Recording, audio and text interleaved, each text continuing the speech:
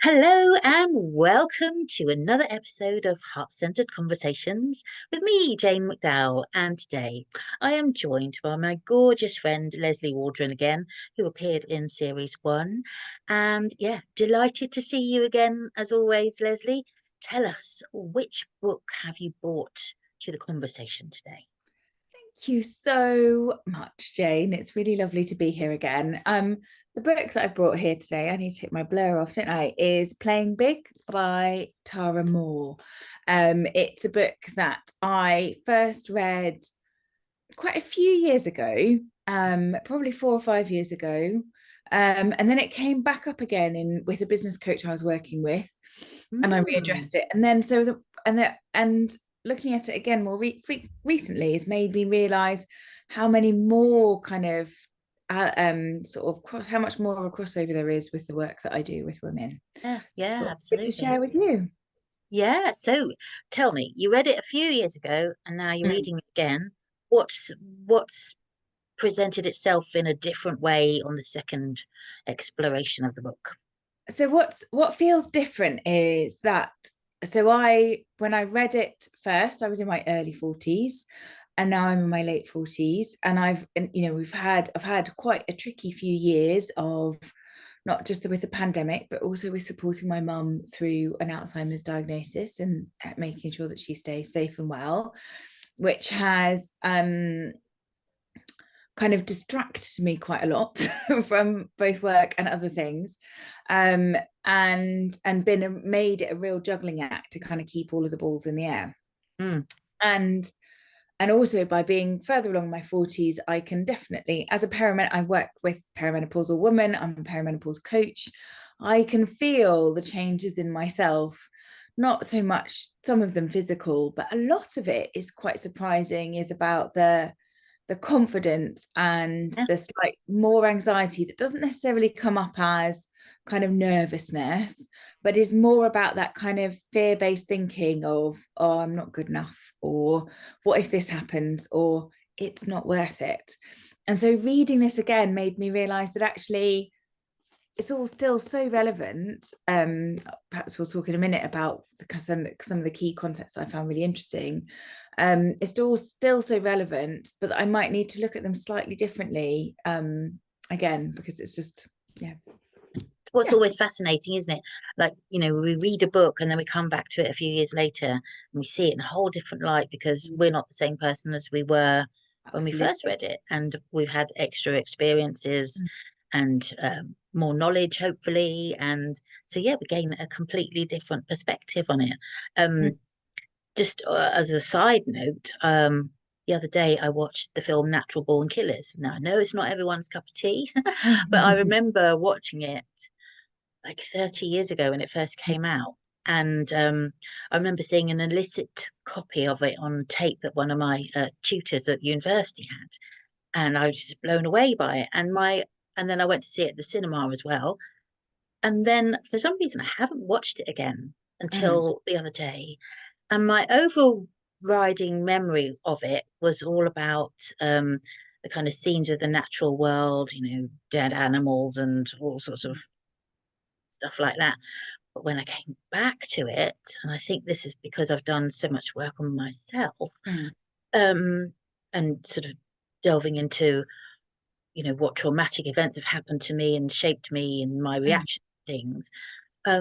When I went back to it, I just saw it so differently, and I saw Mm. the main characters so differently. And yeah, it was so interesting It's to get fascinating, that isn't different perspective. it? Yeah. So Yeah, yeah, always worth a absolutely. revisit to a book or film or poem, whatever. Yeah. No, exactly. Yeah, poetry, fiction, all of it like keeps changing. And I mean, I'm a bookaholic anyway. It's just like there's a wall of books over here, and there's a Yeah. wall of books in almost every room in my house. Um, Yeah. and um, and so part of me wants to always wanting to go back and reread things, and I keep acquiring new ones as well. So it was good. Yeah. Yeah. Yeah, it was good to Yeah. come back. Then it's another juggling act, isn't it? Yeah, that's what life is. Yeah, yeah, Absolutely. Yeah. yeah. So tell me, Lesley, you said before that there were certain passages or parts of the book that really resonated with you on your second reading? Can you delve a Yeah. So, bit into well, I was just, and I'm see if I can find it, just put a thing in the page. So there was a chapter here called Hiding. It's chapter 6 of the that? book, and about all of the ways in which we end up hiding. So hiding our, so this is about, kind of really not holding ourselves back, about making more of our careers, of our lives, of our businesses. But actually, she explores the things that stop us from doing that. But this idea of Mm, hiding, I thought was really interesting, because one was this idea of this before that. And it's like, so there were all these different kinds of hiding. I was like, oh my God, I do all of this. Like, I can't do that until this has happened or that has happened. And then, but we don't this or that, this, the precursor, we often end up not really defining and not mm, getting on with. So I think I might have been waiting to do things until things were in a stable place with mum. Mum stuff keeps changing, so I can't do that. But I yeah, might be able to find a different way rather than stop just waiting until the perfect time. yes. Overthinking Classic things. procrastination, isn't it, really? Yeah, exactly. Designing at the whiteboard, she calls it. So when you're designing things and you're waiting until they're perfect before you put them out there. Um, overcomplicating and endless polishing before you get on Yeah, with do things, collecting and curating everyone else's ideas, omitting your own story. I thought this was quite interesting. Rather than thinking about our own experience, we try and think we end up in other people's shoes. And needing to feel more and more qualified. And I think um, that this procrastination, like women in this perimenopause phase, can often talk about being worried about a lack of confidence or a lack of motivation, and yeah, actually there's a bit of hiding because they're going through this process yeah, of changing yeah, who they show up as in the world. yeah. And it's also, I think it's tied up with that fear of judgment.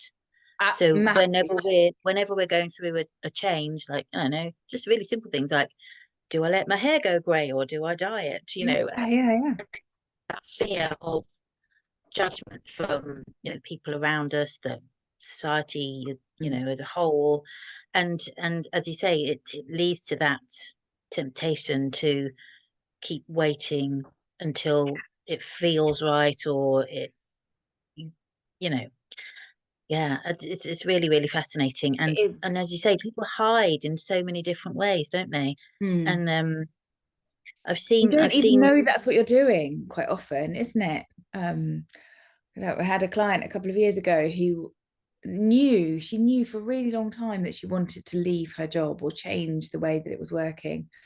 Um, but she'd given herself so many reasons why not, and and was just holding herself back. And actually, even she didn't actually leave that job until 6 months after we'd finished working together, because she had to take herself through this process. And now when I see her, um, she's so much happier and healthier. Um, and she wishes she'd done it earlier, but she mm, also recognizes, because the work that we've done together on her self-awareness and such, like, that actually she wasn't ready until that point. So yeah, it's really interesting. yeah. So have you found yourself hide? I mean, I know you mentioned that you kept stalling on taking Yeah, action because you were kind of waiting to see, what's happening yeah. with your mum and stuff like that. But do you notice any other areas in your life where you've hidden in I recent? think so there's definitely something in the overcomplicating, I think, sometimes, where um almost like the need, getting more and getting more and more education. Yes. Let's read some more books, I'll just finish this course, that kind of thing. um but I think the key, yes, I'm like waiting I reckon it was very hard for a while to commit to doing something on a regular basis. So I knew I could work more with one-to-one with people than I could in a group, because there was a regular, emergency. But now that my mother has moved into a home, I don't have that in quite the same way, which is sad and good, in equal measure, probably. So yeah, so I think, and but I'm still, my head is still back 6 months ago, when I can't do any more group things, because I love holding space for groups of women. Yeah, I probably also need to ensure that I maintain and nurture myself. And I think my inner critic, when she has a chapter on the inner critic, and I know you'll have come across this in lots yeah, of work that you've done as well, has almost changed its voice over the last few years as well. So it was interesting to kind of explore that, that the voice of my inner critic has kind of changed to something else, probably an amalgamation of things that I've read and heard online. yeah. I've made into a reason why I don't want to stand out too much or say too much. Oh, that's Yeah. interesting, isn't it? Because I think that, especially as women, we are socialized to play Mm, small, aren't we? And absolutely.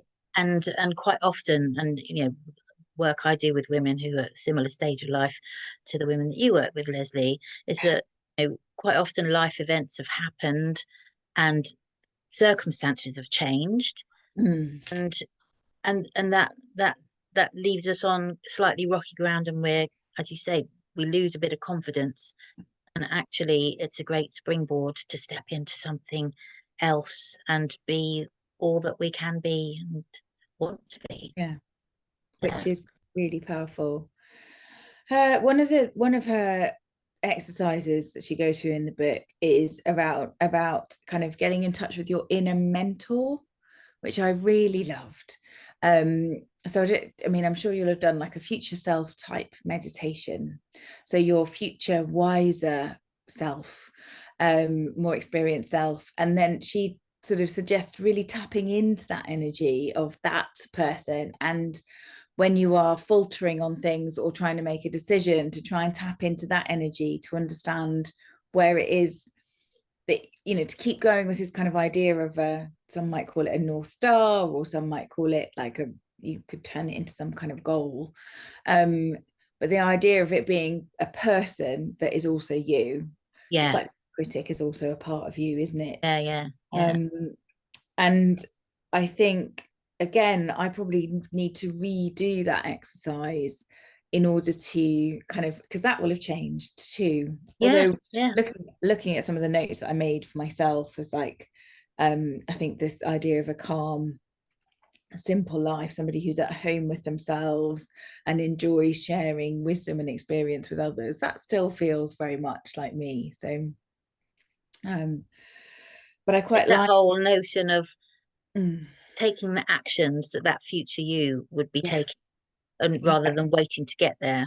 So Yes, yeah, so whoever it is you aspire to be in a few years' time, start being that person now. Start taking absolutely. actions. Yeah, Yeah. I think it was Matthew McConaughey who said, I think it was one of his Oscar acceptance speech. Mm. He said that the person he aspires to be is himself in like 5 or 10 years' time, and is constantly chasing that, and he'll never get there, but that's always his aim. So I thought that was quite Wow, that's quite something, isn't it? Yeah, that's somebody who's done, it strikes me as someone who's actually done quite a lot of work on himself as he's yeah, gone. yeah, yeah. His book Greenlight. I don't know if you've ever No, I've read it. heard of it. Yeah. Yeah, if you listen to it on Audible, it's really entertaining. I mean, Okay. he admits he's a bit of a schmuck a lot of the time, and that's quite, refreshing, because you might Yeah. think someone like that would be full of themselves, and he's not. And yeah, so it's really humorous, and it's also Mm. a lot of depth to it as well. Yeah, Yeah. Oh, that I did. sounds amazing. Mm, Um, mm. and she also talks about in this book, and I think sometimes these guys are the same, about like kind of, so not just the inner mentor, but by kind of identifying with your calling. Like, and your calling doesn't necessarily have to be what you do for work. it could be the communities that you're involved in, it could be things you're campaigning for.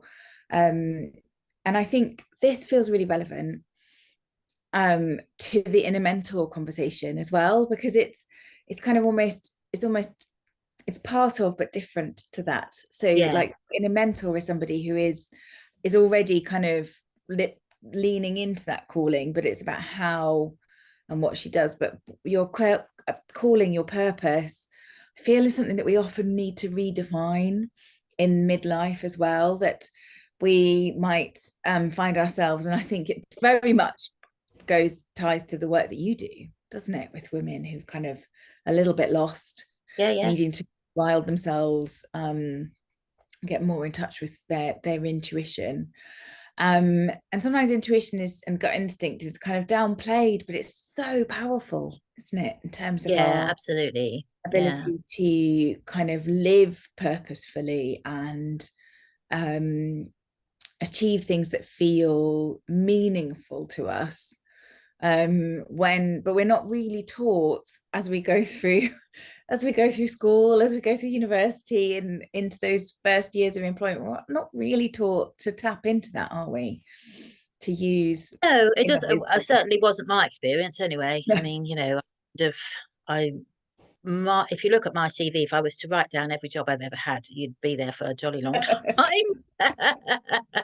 And it was just like me, me, me, me, me, me, Yeah, and just going with the flow and not yeah. really doing what it is I really wanted to do because I kind of gave up on my dream. Hmm.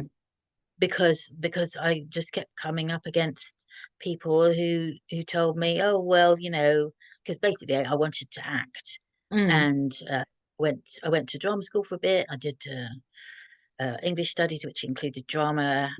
I went to quite a few auditions at big drama schools, Mm. and yeah, I remember one of them saying to me, "Well, how do you feel about the fact that you'll never get a lead role, and because you're just too fat and short?" I'm like, "Oh, okay." Oh my Yeah, gosh. yeah, yeah. And What I did you guess say? it, in a way that's their way of testing your Yeah. resilience. Mm-hmm. But yeah, it was a bit of a kick in the guts. Anyway, what really did it for me was going to work for an actor's agent because I thought this is a really great way to get into the business. And what it Yeah. did was open my eyes to what a really tough Yeah. is. And then I thought, well, oh, I don't think. So I just just got on the phone to another temp agency. Hey, have you got a job? And just yeah, things rolled on. Mm. But now I am where I am, so that's great. Mhm. And you're I'm really speaking on enjoying stages it. in front of people, aren't you? So Exactly, yeah. So I got on stage, but in a different way. And actually, I think kind of for me anyway, it's quite fulfilling, and I get to help other people while I'm doing it. mm. So that's a win-win, right? So Yeah. yeah. But it is interesting, isn't it, how our callings change as we get on. And you may have know you might find your way back to acting one Well, day. yeah, I'm always open to offers, people. Like, Also, anybody wants a new presenter of a country file, I'm right there oh for yes, you. you'd be brilliant. Anita Rani, step aside, I'm here. Particularly if if they do episodes on trees, right, Jane? Yeah, awesome. Oh, that's lovely. Yeah. But it is interesting, isn't it, how we need to how what we sometimes we can, like at some point, sad as it was, you had to let go of that dream of being an actor, um and you found your way into something that you really love and that makes a difference to people. But sometimes we can really hold on to those dreams, because we had them when we were little, and sometimes, or when we were younger, and sometimes it's because that's what we really want to do, and sometimes it's because our younger self thought that's what they want to do as well. So sometimes our dreams need to change with us as we evolve, as the world evolves around us. I also wanted to be a farmer, but then I found out you had to have chemistry, O level, whatever Okay. it was. I was like, whoa, that's not happening. So, it's so easy to find an excuse to not do Yeah. something.